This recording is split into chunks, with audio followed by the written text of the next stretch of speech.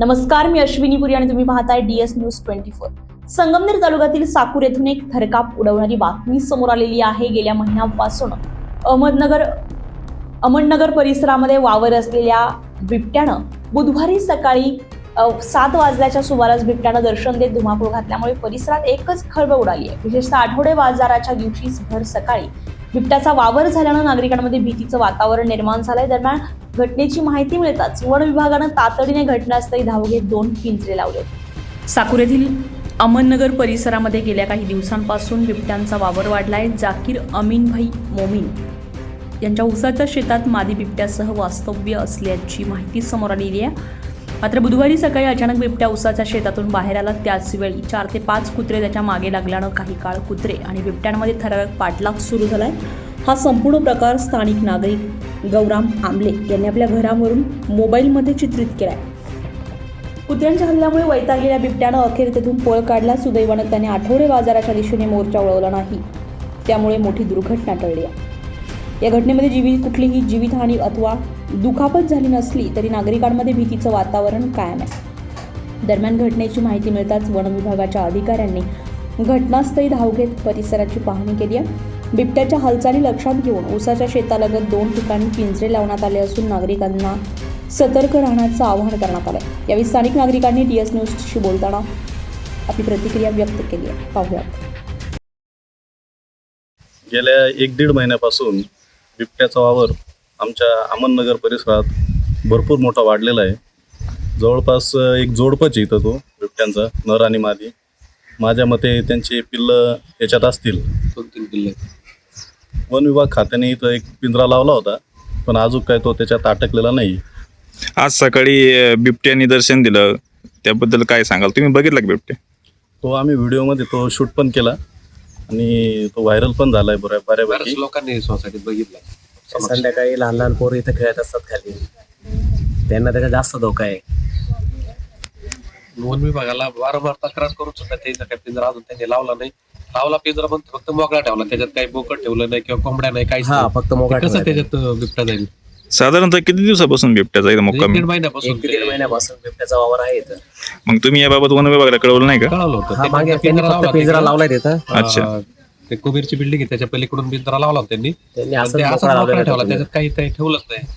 पिंजरा लावून जवळजवळ 15 ते 20 दिवस झाले असतील, पण अजून त्याच्यात काही बिबट्या अडकलेला नाही। त्याच्यात काही बिबट्या गेला तर ही तक्रार आमच्याकडे व्यवस्थित पिंजरा लावून आणि त्याच्यात काहीतरी ठेवा आणि बिबट्याची काहीतरी व्यवस्था करावी।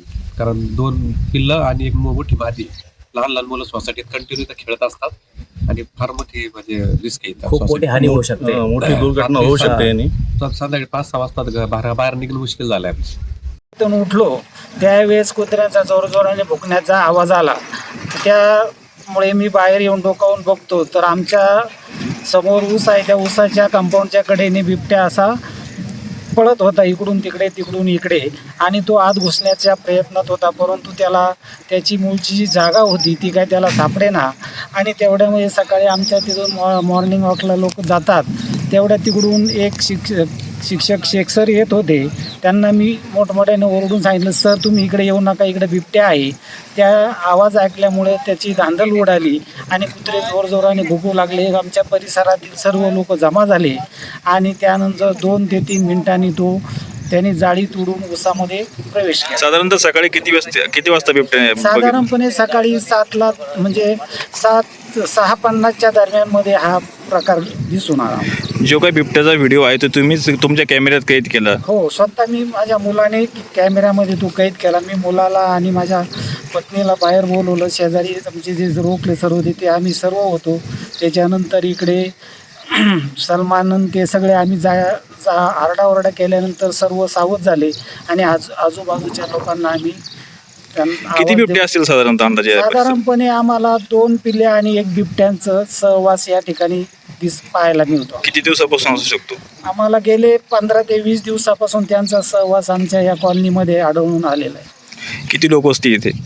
इथे साधारणपणे 100-1 लोक म्हणजे 100 घरांचा रहिवास असून आजूबाजूच्या अनेक कामं चालू आहे. त्यासाठी ते लोक सकाळी सकाळी पाणी मारायला इकडे तिकडे मॉर्निंग वॉकला जात असताना मुलं शाळेला सोडवायला पालक वगैरे जात असतात. त्यामुळे आम्हाला फार मोठा धोका आहे. काय मागणी करायला आता वन विभाग? त्यांनी आता पिंजरा लावायला आणलेला आहे.